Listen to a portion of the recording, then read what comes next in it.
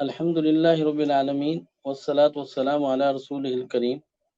اللہ جل شانہ کا فضل ہے، اس کا کرم ہے کہ اس نے ہمیں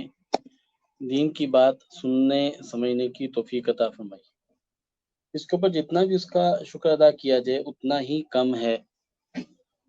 یہ اللہ کا انعام ہے کہ اللہ جل شانہ نے نبی کریم صلی اللہ علیہ وسلم کو نبی رحمت بنا کر بھیجا، اور ان کی زندگی کا ہر پہلو ہمارے لیے دنیا آخرت کے اندر بھلائیوں کا، رحمتوں کا، سکون کا باعث ہے۔ انسان دنیا میں رہتا ہے، مختلف قسم کے ماحول، مختلف غذاؤں سے،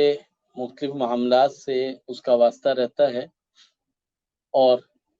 انسان کے مزاج کی تبدیلیوں کی وجہ سے، جسم میں مختلف تبدیلیوں کی وجہ سے، موسموں میں تبدیلیوں کی وجہ سے،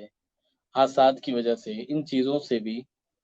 انسان کی طبیعت میں، مزاج میں کچھ نہ کچھ تبدیلی رونما ہوتی رہتی ہے۔ جب یہ تبدیلی کوئی ایسی صورت اختیار کرے جو پریشانی کا باعث ہونے لگے، تو در حقیقت یہی ایک بیماری بننے لگتی ہے اور بیماری کہلاتی ہے۔ سانس میں دشواری، دمہ کی کیفیت کا ہونا، الرجی کا ہونا، چھینکوں کا زیادہ آنا، اس کا بدلتے موسم کے ساتھ بہت گہرا تعلق ہے۔ ہم موسم چونکہ گرمی سے سردی کی طرف منتقل ہو رہا ہے، گرمی سے سردی کا رجحان بنتا چلا جا رہا ہے، اس موسم میں، اس کیفیت میں عام طور پر لوگوں کا سامنا رہتا ہے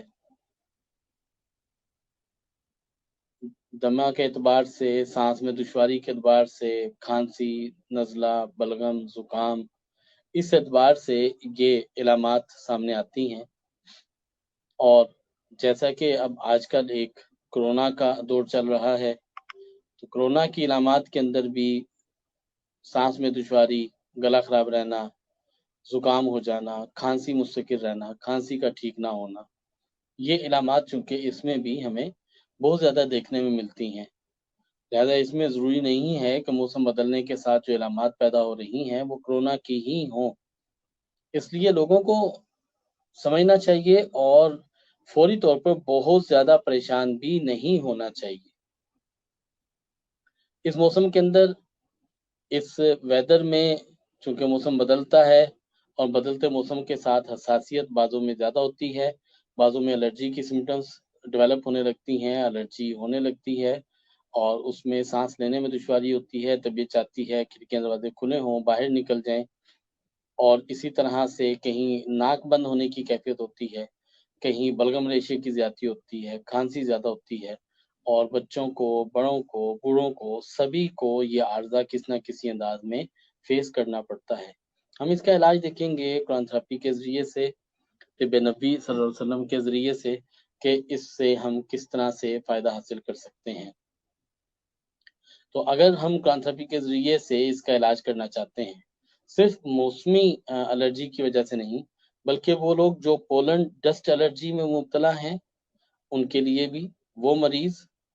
جو مستقل جنہیں کھانسی، نزلہ، زکام رہتا ہے ان کے لیے بھی یہ ایک بڑا مؤثر علاج ہے۔ صدقہ دیں گے، نماز کی پابندی رکھیں گے، منزل روزانہ تلاوت کریں گے، درود شریف کثرت سے پڑھیں گے، سورہ رحمان 3 مرتبہ تلاوت کریں گے، اور دم کر کے پانی پی لیں گے،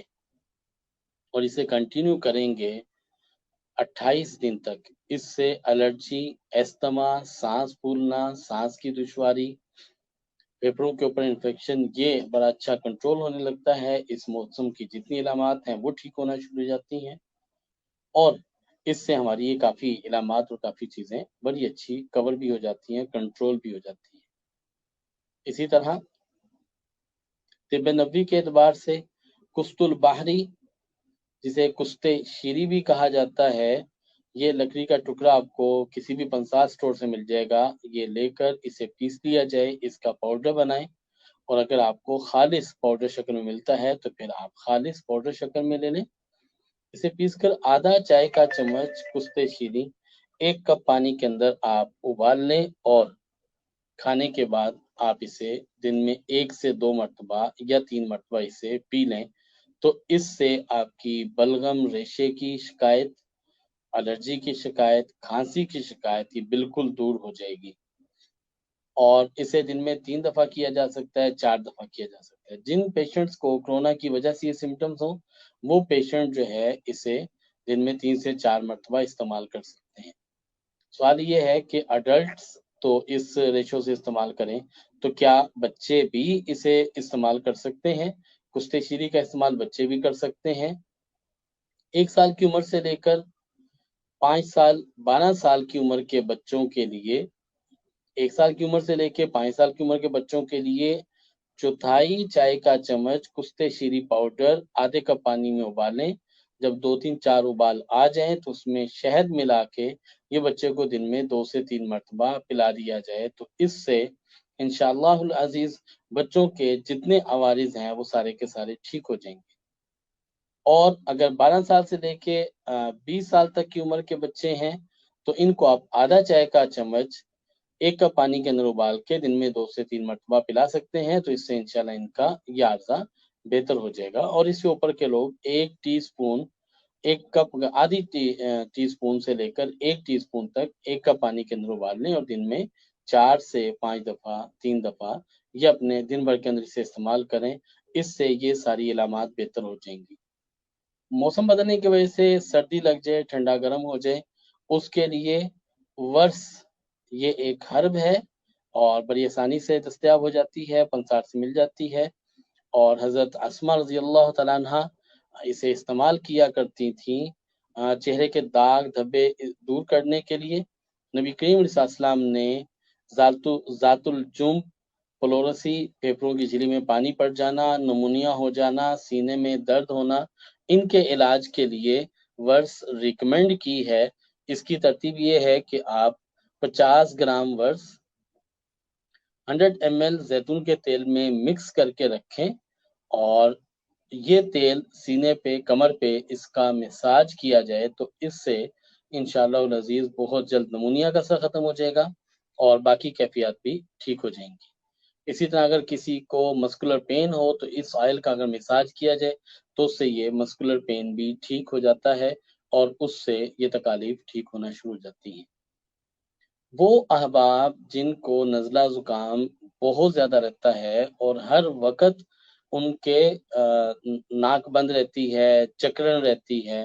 ان کے لیے 1 ٹیبل سپون خسخس، جسے خشخاش کہا جاتا ہے، 1 کپ پانی کے اندر ابال لیا جائے اور روزانہ رات کو پی لیا جائے، تو اس سے یہ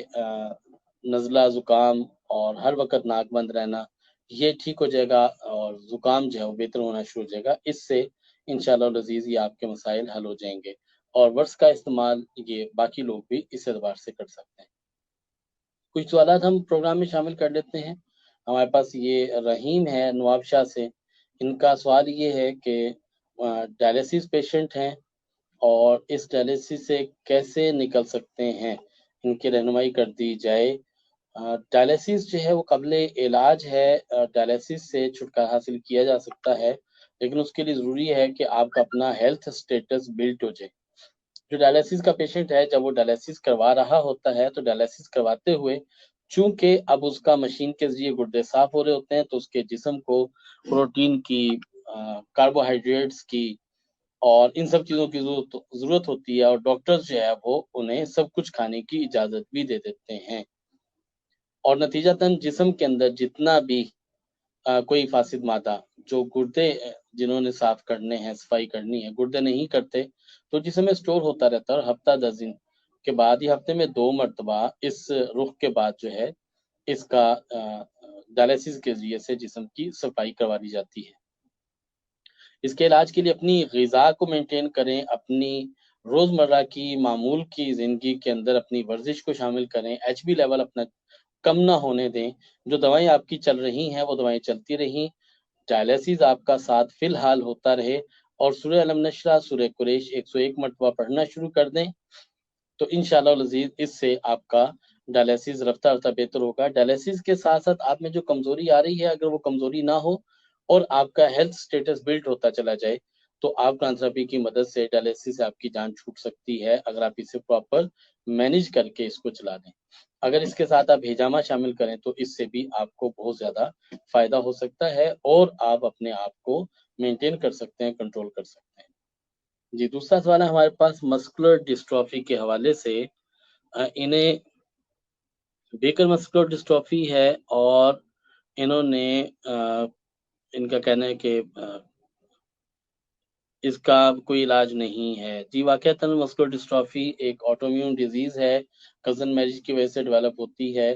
اس کا علاج جو ہے وہ نہیں ملتا عام طور پر، لیکن ہومیوپیتھی کے ذریعے سے، قرآن تھراپی کے ذریعے سے آپ جو ہے وہ اس کو بہت حد تک آپ اس سے فائدہ حاصل کر سکتے ہیں، اور قرآن تھراپی کے ذریعے سے آپ مسکولر ڈسٹرافی سے آپ کو سپورٹ بھی مل سکتی ہے اور یہ مرض کنٹرول بھی ہو سکتا ہے، ختم بھی ہو سکتا ہے۔ اس کے لیے ہم نے پہلے بھی چونکہ ڈسکس کیا تھا، اجوا کھجور اگر آپ استعمال کرنا شروع کریں تو اس سے آپ کی مسکولر ڈسٹرافی بہت زیادہ بہتر ہونا شروع ہو جائے گی، اور مربع بہی اگر استعمال کریں تو اس سے مسکولر ڈسٹرافی بہتر ہو جائے گی۔ سورہ انعام ایک مرتبہ تلاوت کریں اور دم کر کے پانی پی لیں اور اسے 41 دن تک کنٹینیو کریں۔ اس کے بعد اب اپنی کیفیت اور اپنی نوعیت ہمیں ضرور بتائیں، تو انشاءاللہ اس کے مطابق ہم آپ کو مزید رائے بھی دیں گے، آپ کو گائیڈ لائن بھی دیں گے۔ ایک بات ذہن میں رکھیں، مسکولر ڈسٹرافی پٹھوں کی کمزوری کا عرضہ ہے، لیکن اس کا حل طاقت کی دوائیوں سے نہیں ہوتا۔ اس کا حل مسلز انزائمز جس سے آپ کے ریگولر ہو جائیں، آپ کے کارڈیک انزائم جس سے ریگولر ہو جائیں، ان دوائیوں سے اس کا علاج ممکن ہے۔ لیکن صرف طاقت کی دوائیاں اس کا علاج نہیں ہے، اس سے آپ کا وزن بڑھے گا، اور وزن بڑھنا اس عارضے کو ٹھیک کرنے میں بہت بڑی رکاوٹ ہے۔ اللہ جل شانہ ہم سب کا حامی و ناصر ہو، اس دعا کے ساتھ کہ اللہ جل شانہ ساری مسلم امہ کے ہر طرح کے مسائل اور تکالیف کو دور فرمائے، اور ہمیں اپنے نبی صلی اللہ علیہ وسلم کی ایک ایک ادا کو، ایک ایک سنت کو پورا کرنے اور اس پر عمل کرنے کی توفیق عطا فرمائے۔ آمین۔